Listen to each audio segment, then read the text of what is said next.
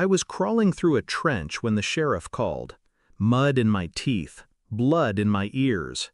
My rifle pressed against my chest like a second spine. His voice cut through the static. "Your daughter's at the precinct." A pause, a throat swallowing something it didn't want to say. "You don't want the details of what your wife's boyfriend did. The whole town is stunned." The line went dead, but his last words lingered. "I'm off the clock. He's all yours." For a long time I didn't breathe. I only listened to the sound of my own pulse, steady, mechanical, like it knew what I was about to do. I wasn't crawling anymore. I was already moving toward the exit, toward the long, black tunnel that would carry me home. And I wasn't flying home to talk. The precinct lights stung my eyes, fluorescent, artificial. They painted my daughter pale and ghost-like. She wouldn't look at me. She didn't need to. Her silence said enough. My wife sat across the room, mascara cracked, hands folded like a schoolgirl begging forgiveness. She spoke, but I heard nothing. My gaze cut past her, straight through the cheap walls, into the shadow of the man who wasn't here, the man who thought my blood was too far away to matter. Betrayal is never loud. It's quiet.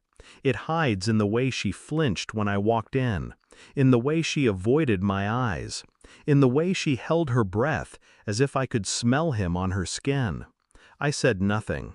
I signed the papers, took my daughter home, put her to bed in silence, and then I poured a glass of water, sat at the kitchen table, and let the weight of every detail stack itself into place.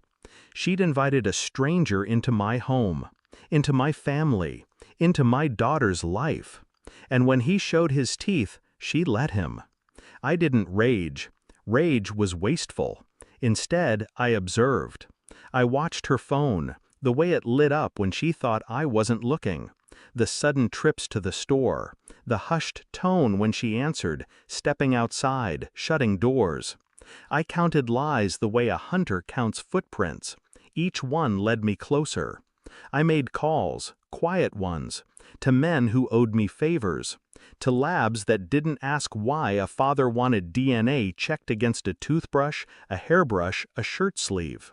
I smiled at dinner, kissed my daughter goodnight, and while she slept, I sat in the dark, scrolling through call logs, tracing messages, reading promises written in the language of cowards. She thought she was clever. She thought I was blind. But I had patience, and patience is sharper than any blade.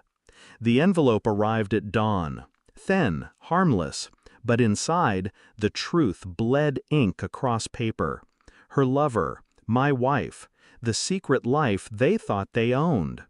I set the report on the table, waited for her to wake. She stumbled into the kitchen, robe half-tied, hair tangled. She froze when she saw me. I didn't speak. I only slid the paper across the table. Her eyes flicked down, red, stopped. The color drained from her face. Her lips parted, but no sound came. A whimper, maybe. The sound of glass cracking under pressure. I watched her unravel, piece by piece. Her hands shook, her mouth trembled, her chest rose like a drowning woman desperate for air. And I was calm. She whispered, "Please, I can explain." I almost laughed. But instead I leaned forward. My voice was low, steady, a surgeon's hand guiding a scalpel. "You don't explain betrayal. You just live in it." Her tears came fast, soaking the paper, smearing the ink, as if ruining the evidence might erase the truth. But truth doesn't dissolve. It stains. I rose slowly, chair scraping across the tile. You thought I wouldn't know, that I'd be too far, too blind, too loyal. My eyes burned into hers. But you forgot what I do best. I watch. I wait. I strike. I left the report with her trembling hands, a mirror she couldn't smash, a truth she couldn't bury. I walked out. The morning air was cold, sharp in my lungs, cleansing me of the last threads that bound me to her. Behind me, I could still hear her sobs echoing in the house, but they no longer reached me. She'd chosen her shadow. I was only dragging her into the light. And now that she was exposed, stripped of her lies, I felt nothing. Not anger, not grief, only clarity. Some betrayals break you, some remake you. I had no pity left, only distance. And as I stepped into the silence of my new life, one truth carved itself into my chest like scripture. She would live every day in the wreckage she built, and I would never return.